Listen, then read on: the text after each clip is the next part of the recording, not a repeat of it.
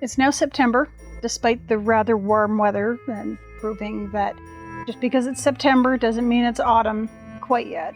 But you know what this means, right? Shirt Dress September. Long story short, Serena, and if you don't know Serena, you probably should know Serena, said that shirtwaist dresses look good on everyone.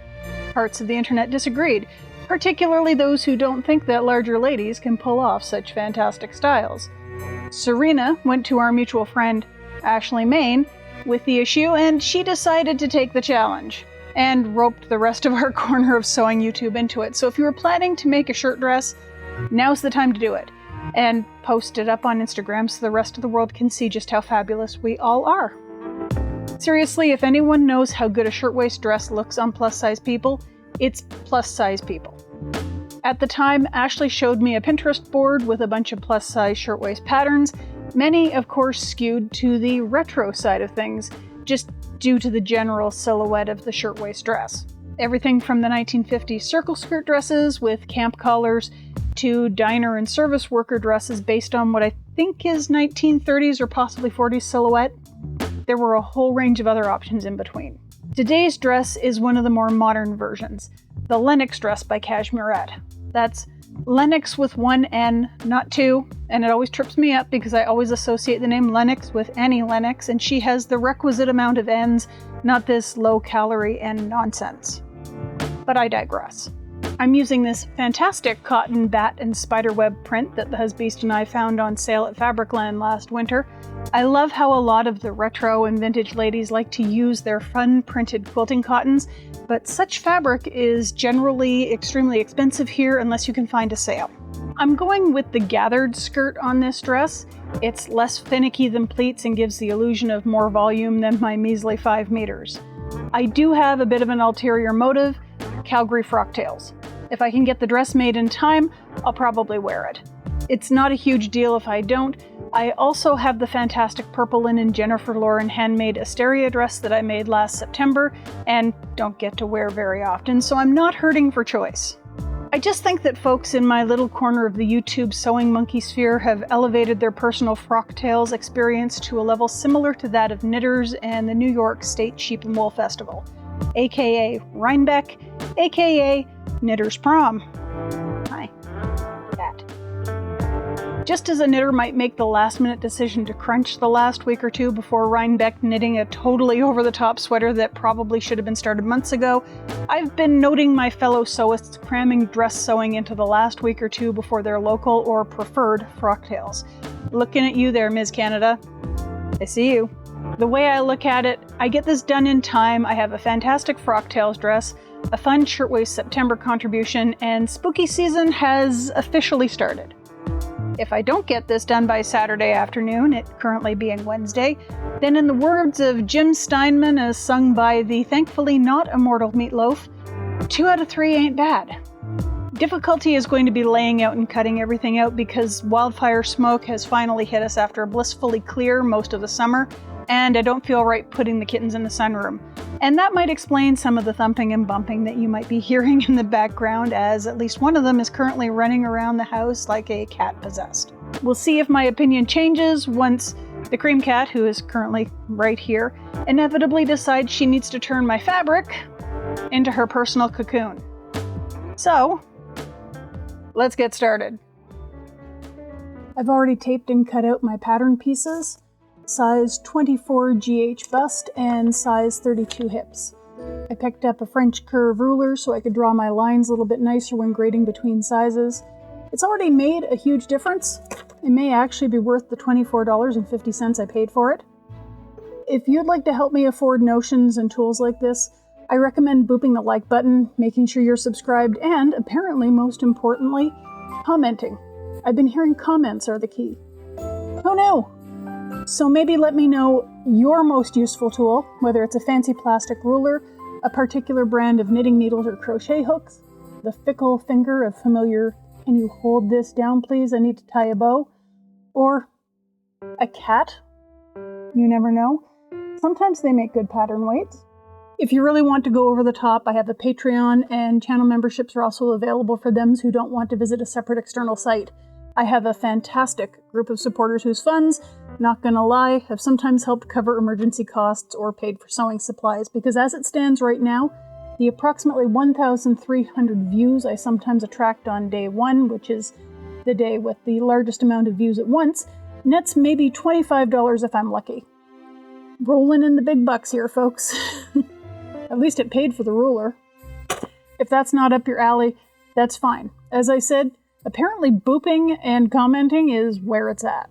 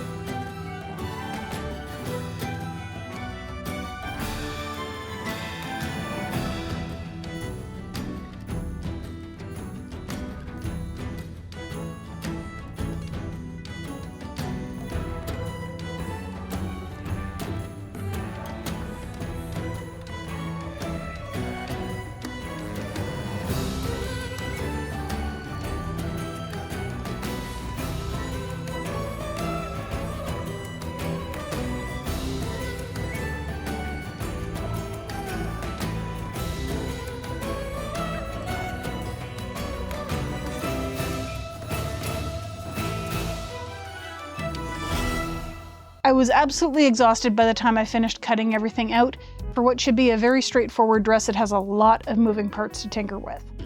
That's the thing I find with Cashmerette. The bigger scope projects really take it out of me.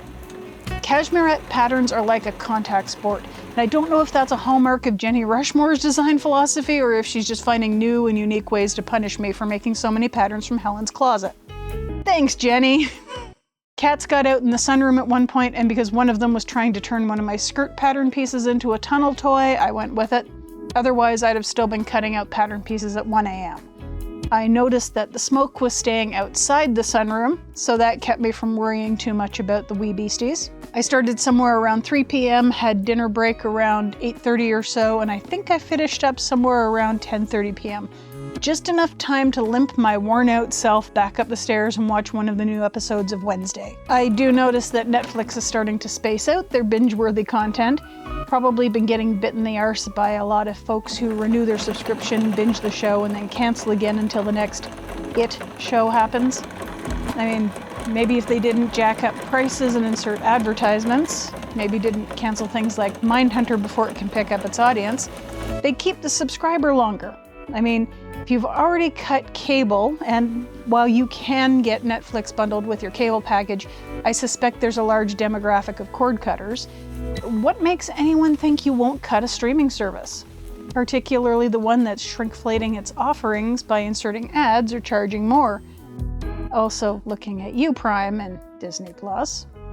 But that's just me speculating aloud. I knew there was a reason I kept most, if not all, of my physical media. Records, CDs, DVDs, Blu-rays. I think there's probably a box of cassettes around here somewhere. Did I mention that I worked in the cable industry for close to 20 years? You figure a few things out in that amount of time, even if you were about as far removed from the marketing department as one could probably get. Ah, well, there's still Stranger Things to look forward to, and the husbeast and I are working our way through Gravity Falls. I don't know why we didn't watch it when it first came out. I suspect it's probably because it aired on one of the Disney channels up here that were usually full of kid-centric stuff, and we were fully grown adults without kids to tell us what was cool. The last Disney animated series I bought into enough to really count was Gargoyles. Back in the day when the WB was airing cartoons aimed at apathetic Gen Xers stuck living in their parents' basements. Not much has changed, huh? Go Freakazoid and Pinky and the Brain. Anyhow, enough yapping about TV. I've got a dress to sew together, and from the looks of things, this simple shirt dress is going to be a bit of a challenge.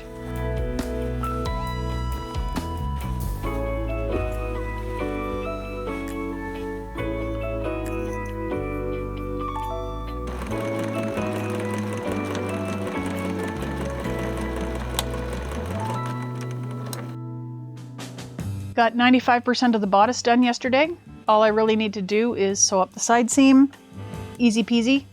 I had an idea though before I had to pack up for the day, and I know, dangerous things, ideas. Contrast collar and cuffs. I have a wee bit of black linen left over from the March dress last year, and as the cuffs aren't turned under but sewn on, I thought it might be a nice break from the busyness that is the batten web pattern, which then had me considering the collar and button band. I'll just step you through my thinking on this. A contrast waistband would divide my body in two and possibly make me look a bit shorter than I am. It would definitely make me look wider because what it does is it chops me off at the waist. To keep my height, I definitely want to have a straight line going from my neck to my hem. I wondered if a contrast vertical stripe, the neck and button band, would thus elongate my body, and I didn't find a lot of pictures of dresses with contrast button bands, but I'm thinking it would probably also make me look wider by dividing the greater mass that is me into a right and left hemisphere, while simultaneously looking entirely too sporty, calling back to ye old vintage baseball shirts. So I'm going to go with the contrast sleeve band and collar. It's going to look twee as fuck with my bangs, cat's eye glasses, and chunky Mary Janes with tights. I need a freaking cardigan, don't I? Something to consider knitting this fall? Let me know in the comments. I'm just calling it now. Hot girl summer is officially over. Bring on chill twee autumn. Gonna need a cup of tea for that. If you don't hear the sound of my sewing machine, it's probably because I'm watching, or rather listening to, a Zooey Deschanel movie or something. Probably not. It'll probably be Footloose or Tremors again. I had to pick up buttons last night because I realized I don't have 13 buttons. Or if I do, I probably don't have 13 of the same buttons of the size recommended in the pattern. One of the drawbacks of being the person who picks up variety bags of buttons, cards of 2 or 3 buttons during clearance sales and thrift swaps, and working from my mother's old button collection. Sometimes you actually need to spend a penny so your buttons match. That said, I don't want to make 13 buttonholes. I don't want my shirt front to have the slightest chance of gaping or coming open in an entirely wrong place or time or area of the body. So I'm going to sew the button band closed to at least the waist, maybe higher. Depends on how much space I need to pull this dress on over my head. The buttons are going to be mostly, if not purely, decorative. And I can get away with this because I'm plus sized and my bust and my waist measurement aren't too far off. I don't think it technically qualifies as cheating. Work smarter, not harder, right? I'd been a little worried that the sleeves were going to be too short, but now that I've got the bodice on in whatever state this is, I'm a little bit more confident. I may make my sleeve band a little bit longer just to be sure. We'll see. Either way, it's giving me a bit more confidence in trusting the process. Pitter patter.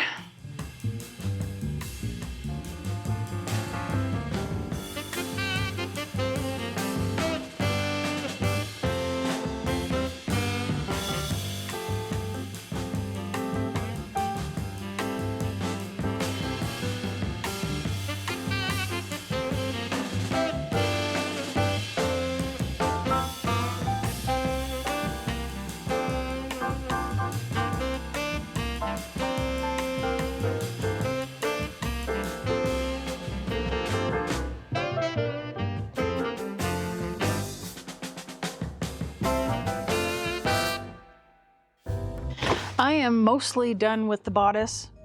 I've got everything done down to the waistband, so that can be put aside while I work on the skirts, the button bands, collar, pockets, that sort of stuff. Really, it's probably going to go a lot faster now that I'm not working on all of these things. I did look ahead in the directions and did the sleeve band. This was one of the things that was done near the end, and I figured it was probably easier just to maneuver the bodice around rather than the bodice and skirts around, just to get that band on the sleeve. So I'm hoping that that's going to be a-okay. I'm pretty sure it will be. So now it's just skirts, putting in gathering stitches. Again, I'm not going to go directly with the instructions. I understand the instructions. I have read them over. I find that it's probably a little easier for me to put in the gathering stitches and then seam up the skirts and then gather to the bodice than it would be to gather to the bodice, then do all the seaming. And if something's a little bit off, having to try to ease back, I'd rather actually get the stitches in, get everything seamed together, and then make sure everything matches up. I am using huge pockets. I don't know whether I mentioned that. It's a mishmash of my usual huge enormous pocket and the way that Helen's Closet does things by cutting on the fold rather than having a seam at one end. So that should fit quite well into the waistband as well and give me a nice big place to put my car keys, because I'm pretty sure the purse I'm going to be taking to Frocktails is going to be a little too small for that. So always good to have a little bit more room, particularly in case I need to bring some anxiety knitting. I'm going to be around a bunch of people, but hopefully I can get all of this done in the next hour or two. So I will see you probably tomorrow.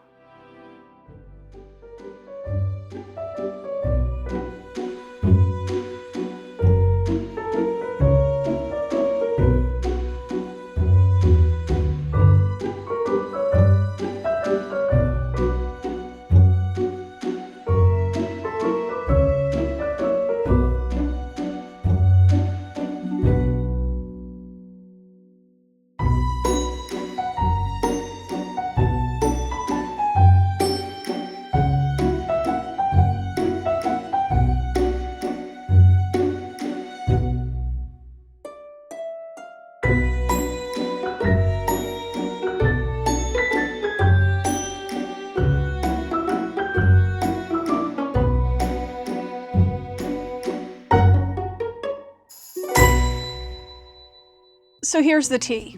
I didn't finish up that night but kept going the next morning. I was sewing on the buttons right up until I had to leave for Frocktails.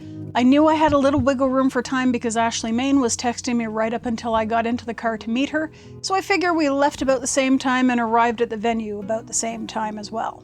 I don't know what I was expecting, but there were a lot of people, and because sewists can be introverts and I didn't know the etiquette of filming at such an event, we kept our filming to the obvious photo area. Otherwise, I'm sure I would have had a lot of great B-roll. There were locals, solitary sewists, small groups, one group of ladies who were primarily knitters who all used the same dress pattern and came as a group, and adventurous folks from out of town. A couple of people even recognized Ashley and I from YouTube. It was a definite home team advantage, and the showrunner, for lack of a better term, who also runs the big local sewing group, spent a lot of time mentioning that the big local sewing group is full up and not accepting new members, which, if you're trying to find community, can be a bit frustrating. I heard some murmurings to that effect as the night wore on. I think I expected a marketplace, as I'm used to seeing such at conventions. Instead, the sponsors kept it to a small table with a free thread bowl or business cards or fabric samples to fondle. Probably best for my wallet.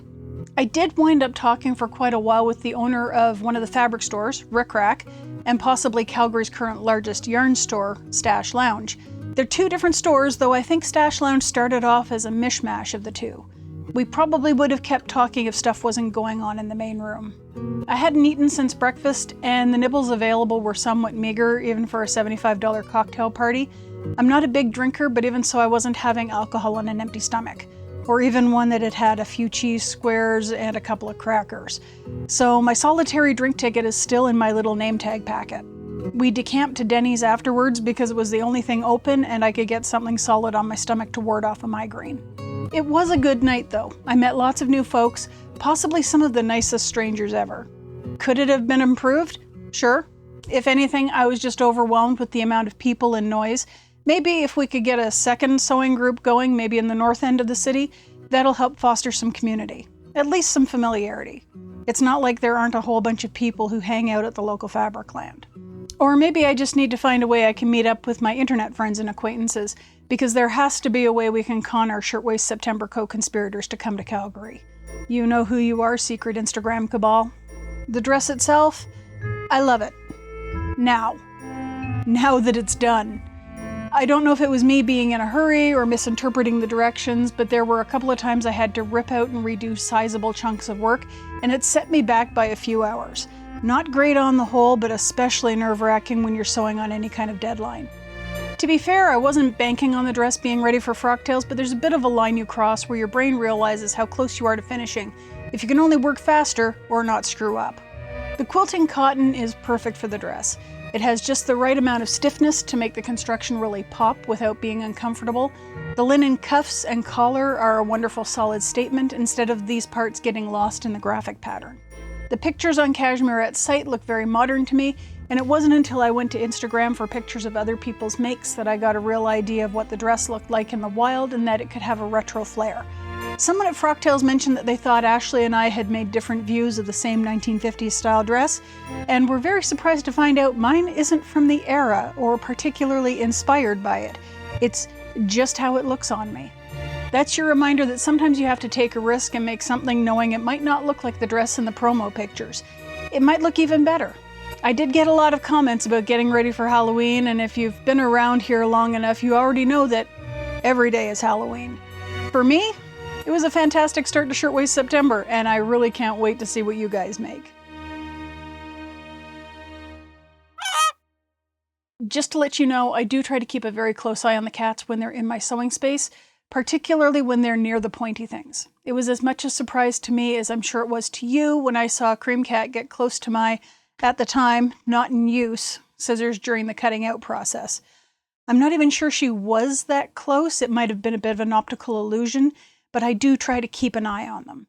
But this is why I try to make sure they're not in my sewing space when I'm working on anything dangerous. I really do need to get a latch for the basement door, because even when the husbeast locks me in by putting an unpacked box in front of the door, they've been finding ways to move it and wriggle in.